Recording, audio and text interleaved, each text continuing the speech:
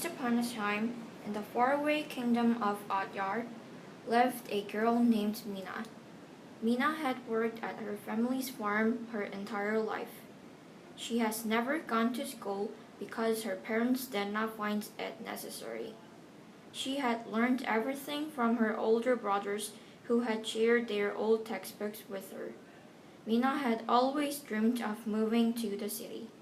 One day, Mina decided that she was going to go. She wanted to experience life herself. She did not want the life that her parents had signed her up for. She packed new belongings and told her parents that she was leaving.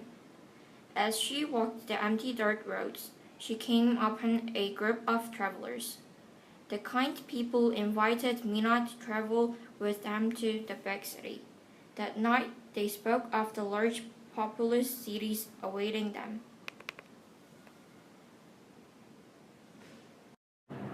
But wait a minute, why would all these people want to get to the city? Why are the cities so populated? As seen in this story, people are migrating to the city.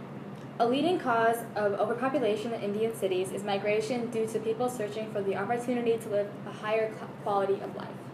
To rural people, cities have a sizable reputation of providing success and employment. These migrants are people who are relocating in hope for economic benefit. Within rural districts, the people are mainly living off their land, which can be unstable due to the monsoon. So people seek a more dependable income. Additionally, poverty within the rural areas of India is a large issue. 2/3 of rural inhabitants sustain themselves and their family with agriculture and farming. This leaves rural citizens to see hope and opportunity in a major city.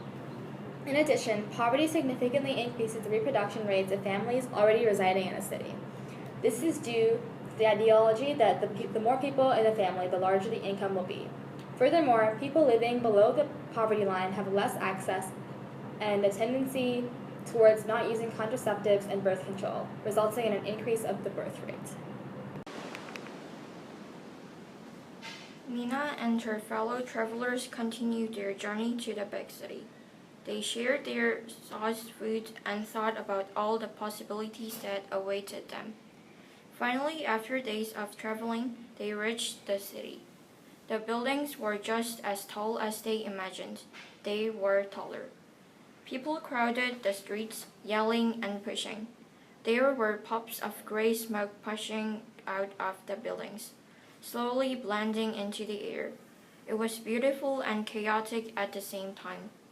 Their joy was cut short. Night was approaching and the travelers were realizing that they had no place to go.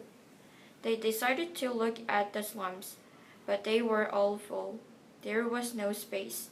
Finally, they were given a small space to call their hopefully temporary home. The slum was not pleasant. It was located at a bad part of town. There were none of the promised bathrooms or showers. There was no transportation, no infrastructure. Mina decides to look for a job, but everyone wants a job and there are not enough. Mina does not find a work. As seen in the story, a major issue among cities is overpopulation and the inability to sustain the masses. The current architectural setup of the majority of Indian cities has not been designed to support an abundance of people. The population keeps increasing, yet there is not enough space and housing to accommodate them. Many of the incoming migrants have relocated to the city with hopes of employment. However, as seen in the story, there are so many working-class citizens that it may be difficult for an inexperienced worker to find a job immediately. Commonly, this results in a family or individual temporarily joining a slum until future economic improvement. There is a large pressure on infrastructure that can no longer sustain the people.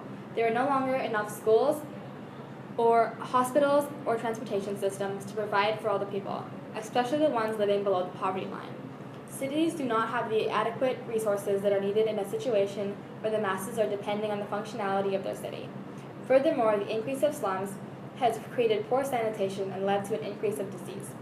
Poor sanitation is also a huge factor to health risks, for it increases the likelihood of passing or receiving diseases or sicknesses from others. Mina works on the streets. She uses the money that she earns to get by, barely.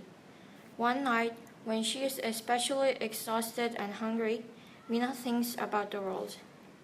She listens to the loud noises from outside. She can feel all the people breathing, living, in such a small space. She thinks and she thinks, what could we do?